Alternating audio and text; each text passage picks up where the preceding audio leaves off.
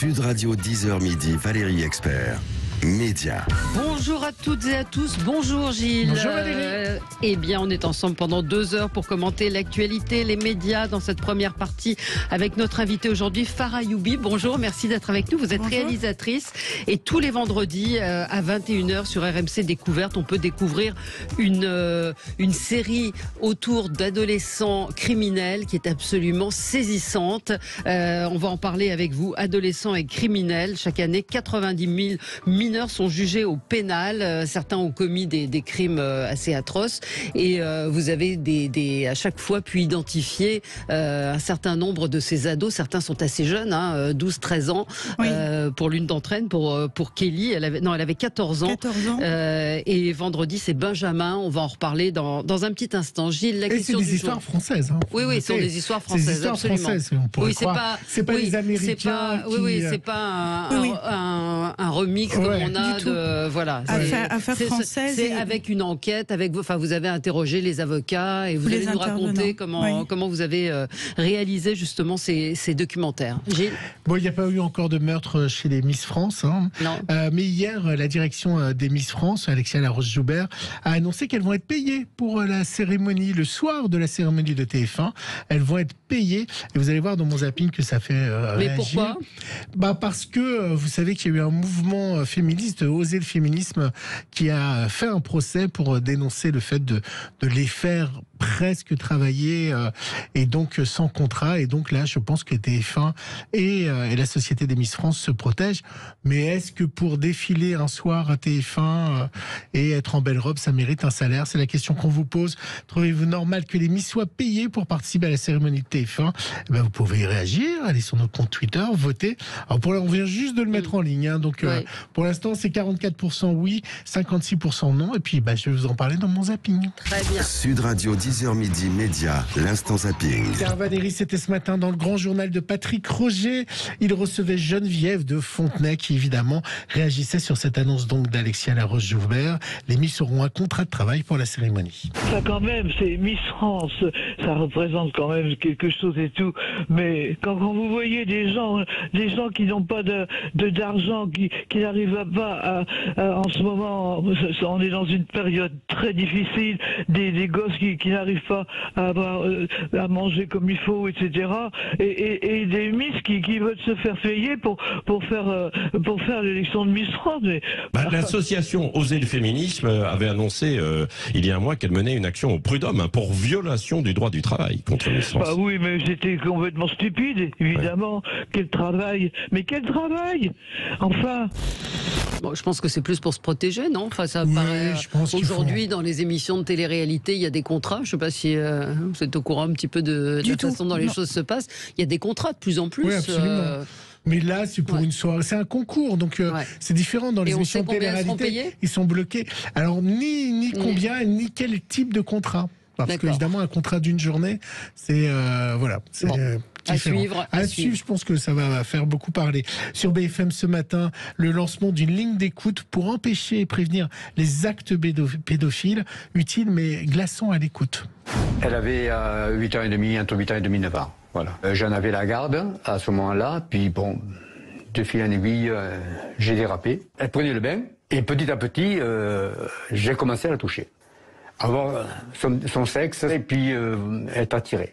L'idée de cette ligne téléphonique, c'est de pouvoir téléphoner avant de faire une bêtise. S'il y a des mineurs qui apparaissent dans les fantasmes, dans les pensées à contenu sexuel, il faut absolument nous appeler tout de suite.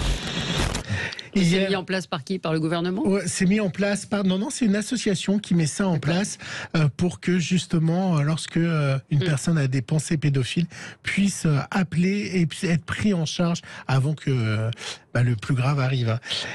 Hier, on a beaucoup ri ensemble, Valérie, avec Rachida Dati, vous savez, qui commentait le discours d'Anne Hidalgo au Conseil de Paris. Eh bien, hier, le Huffington Post a retrouvé le son du début de cette intervention.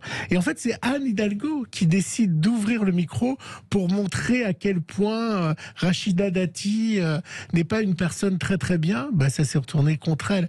Voilà ce qui s'est réellement passé. Souvent, les Parisiens qui suivent à distance ne profitent pas des paroles de Madame Dati. Donc, je vous propose de mettre son micro en marche pour que tout le monde puisse en profiter et que les Parisiens qui suivent à distance notre conseil puissent voir comment les choses se déroulent dans ce conseil, c'est-à-dire parfois le manque de respect qui consiste à arriver en retard et à ne pas écouter les orateurs. Ah, la bonne idée qu'a eu Anne Hidalgo. Lui aussi, il a été piégé par son direct. C'était hier matin, le journaliste de BFM était en direct pour présenter Neige. Vous savez qui c'est, Neige?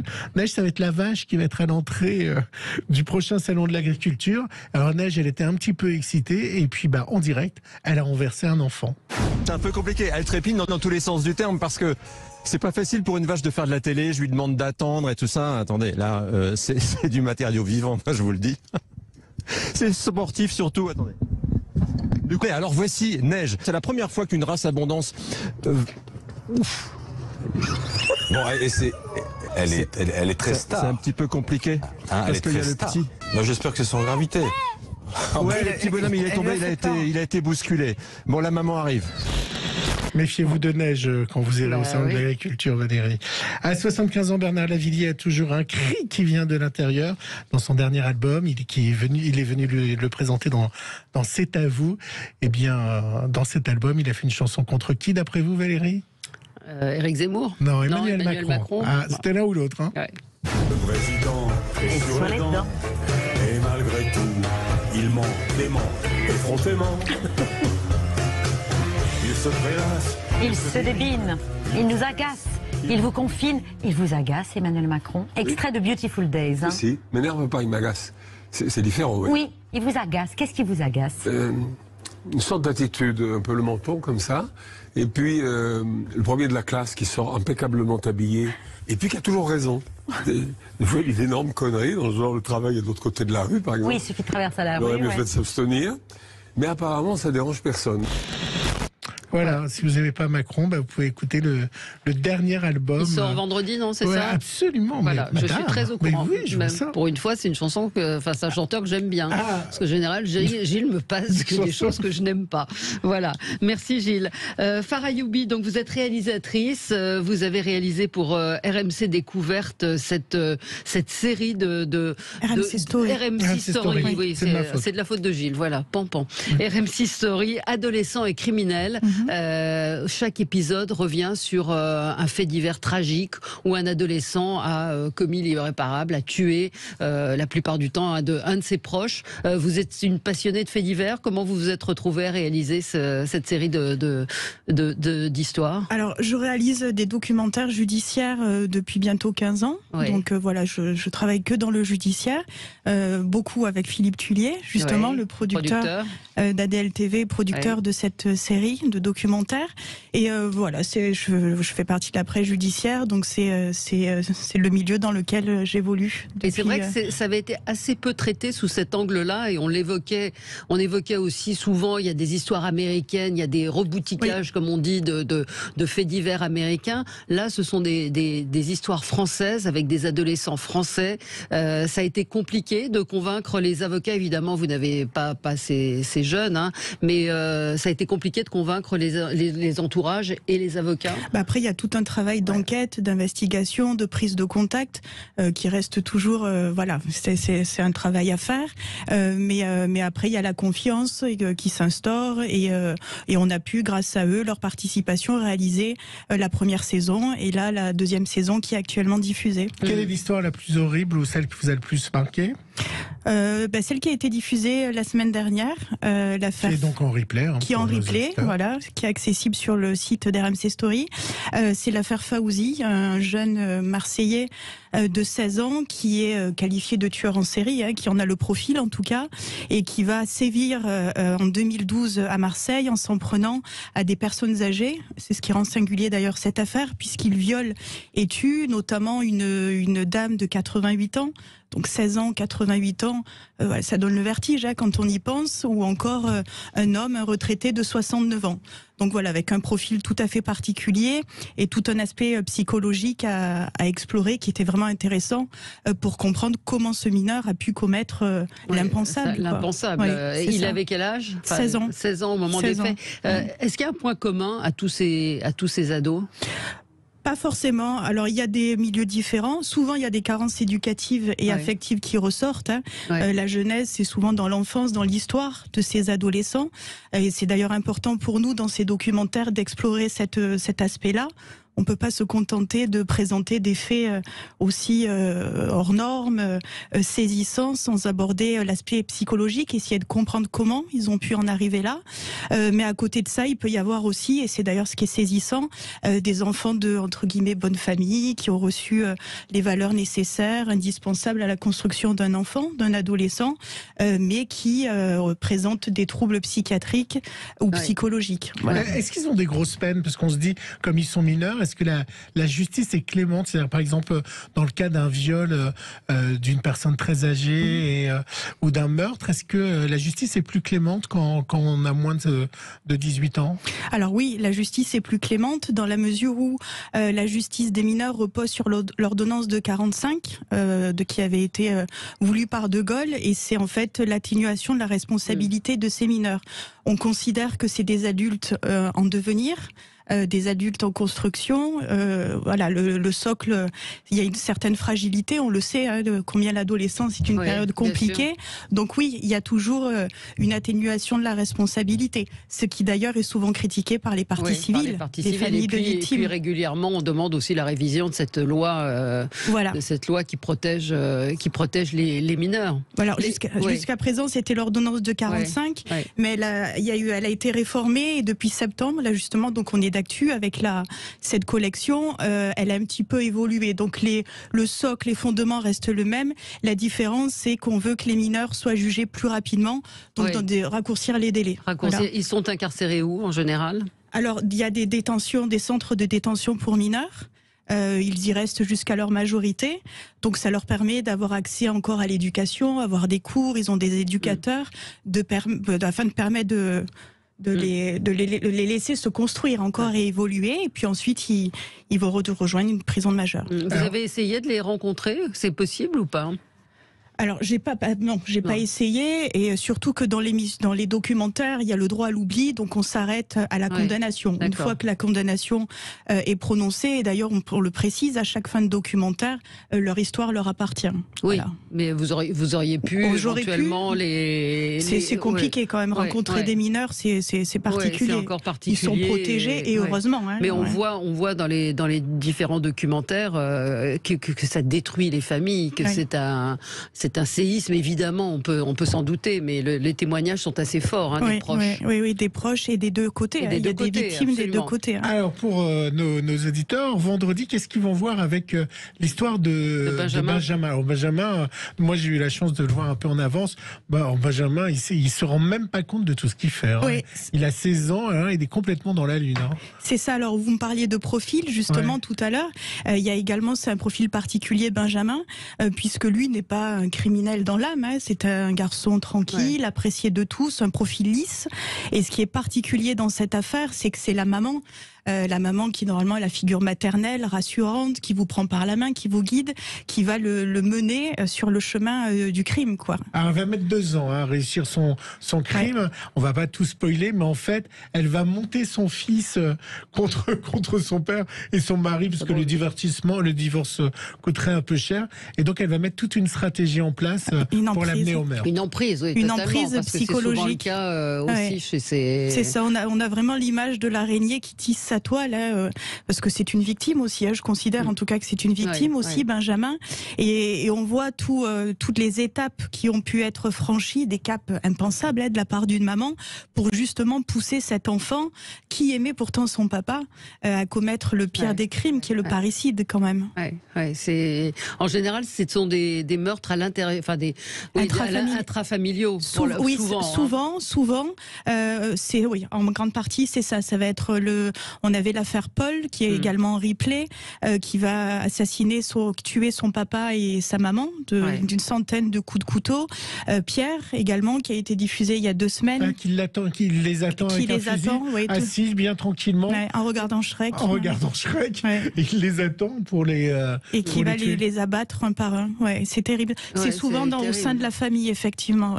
Avec des moments de folie aussi, c'est ce qu'expliquent les psychiatres, c'est qu'il y a des moments de basculement qui sont incompréhensibles pour certains d'entre eux. Pour certains d'entre eux, oui. Alors, notamment Paul, là, dont je parlais tout à l'heure, effectivement, la psychiatrie a été abordée. Et il a d'ailleurs été acquitté, puisque considéré comme non responsable. Pour ce qui est de Pierre, en revanche, lui, il a été condamné en toute conscience. Il agit en toute conscience. Est-ce qu'ils expriment des regrets ? Alors pour le cas de Pierre, non, aucun regret. Il considère qu'il est libre aujourd'hui, mais qu'il était en prison dans sa famille, ce qui est quand même particulier, et qu'à la limite, il est plus libre aujourd'hui en étant seul, sans aucune famille, puisqu'il a décimé toute sa famille et en détention. Ce qui est le plus étonnant dans cette histoire, c'est qu'il aurait pu fuir, fuguer, trouver une autre solution pour s'échapper plutôt que d'abattre. Est-ce que finalement aujourd'hui les ados tuent plus facilement qu'il y a quelques années? Est-ce qu'il y a une certaine pudeur, une certaine façon de faire avec les films ou la société qui fait qu'on a moins de restrictions à utiliser une arme? C'est intéressant votre question. C'est justement la remarque. Non, mais parce que c'est vraiment la remarque des familles, justement, toujours par rapport à cette ordonnance de 45, cette indulgence vis-à-vis des mineurs, c'est de dire que les mineurs d'aujourd'hui ne sont pas les mineurs d'hier. Voilà, on voit qu'on est beaucoup plus mature, on est mature plus facilement. Il y a l'accès aux réseaux sociaux, voilà, il y a tout ça. Et effectivement, on considère que le mineur d'hier n'est pas le mineur d'aujourd'hui. Donc après, c'est tout un débat. Est-ce qu'on sait combien, c'est une question d'un auditeur, il y a d'affaires et d'auteurs de crimes parmi les mineurs à ce jour? On parle de 90 000 mineurs qui sont jugés au pénal. Évidemment, ce ne sont pas 90 000 assassinats ou meurtres, mais est-ce qu'on a une idée du nombre de... Non, c'est compliqué. C'est compliqué, oui, il n'y a pas vraiment de chiffres. C'est pour ça qu'on est resté sur le général en abordant les 90 000. Ça dépend. C'est vraiment ça dépend, c'est aléatoire. Quel mineur le plus jeune vous avez traité dans tous ces documentaires en 2 saisons? C'est l'affaire Pierre qui a 13 ans. 13 ans, c'est le plus jeune, donc ça va de 13 ans, c'est le plus jeune. Et il y a Kelly aussi, Kelly, 14 ans, qui a survécu à la tentative d'assassinat organisée par d'autres adolescentes. Ça, c'est ses 2 meilleures amies, c'est 13 ans à 14 ans. Voilà, alors ce qui est particulier dans cette affaire, c'est d'ailleurs la seule, c'est que témoigne là. Voilà, et puis c'est que c'est des mineurs, mais des filles. Parce que pour tous les cas abordés dans adolescents et criminels, c'est des garçons. Et là, ce qui rend vraiment particulière cette affaire, c'est le fait que ce soit déjà 2 mineurs et 2 filles. Capables d'actes quand même. Que disent les psychiatres à ce sujet? Les filles sont moins susceptibles de passer à l'acte?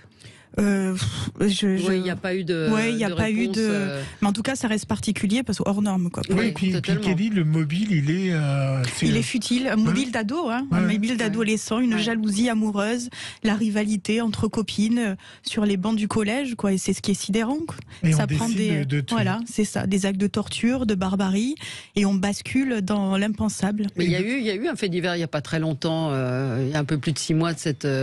Alors elle qui a été une jeune fille qui a été agressée aussi par des camarades. Et tuée, non? Elle a été tuée. Et tuée, c'est pour ça, là, pour le coup.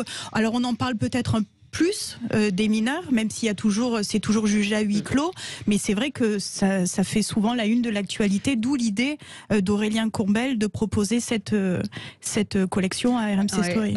Stéphane, vous dites, au-delà du crime, est-ce que certains se reconstruisent et deviennent des adultes normaux? Oui.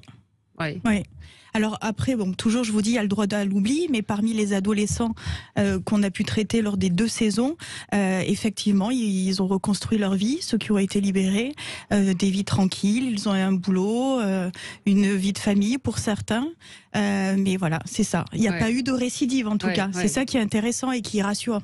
Et vous avez plutôt de la compassion pour ces adolescents ou vous trouvez des fois qu'ils devraient avoir des peines plus fortes? Alors, j'ai de la compassion pour ces adolescents et j'ai de la compassion pour les familles.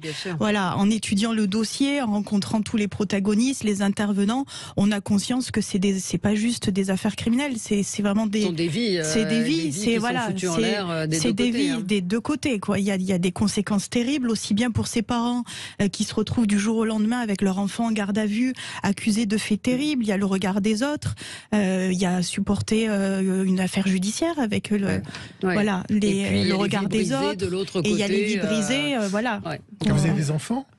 Non, j'ai pas encore. Parce que je pense qu'on les regarderait. Non, mais je pense que ce sont des histoires tragiques. C'est tragique. Et d'ailleurs, vraiment, c'était important pour nous dans ces documentaires de ne pas oublier la trame humaine. Voilà, ça reste avant tout des vies brisées, et il était important on est pris par ces témoignages, les avocats qui expliquent et qui racontent extrêmement bien le processus, les proches. Enfin, c'est très très bonne série. Donc à découvrir sur RMC Story, Adolescents et criminels. C'est tous les vendredis à 21h05 et c'est également en replay, évidemment, pour retrouver. Il y aura une 3e saison. Oui, il y a une 3e saison là qui est dans le tuyau, avec 10 nouveaux documentaires. Donc voilà, on termine la saison 2 du moins en termes de production et pour commencer la 3e. Merci à vous, merci beaucoup Farah Youbi d'être venue ce matin sur Sud Radio.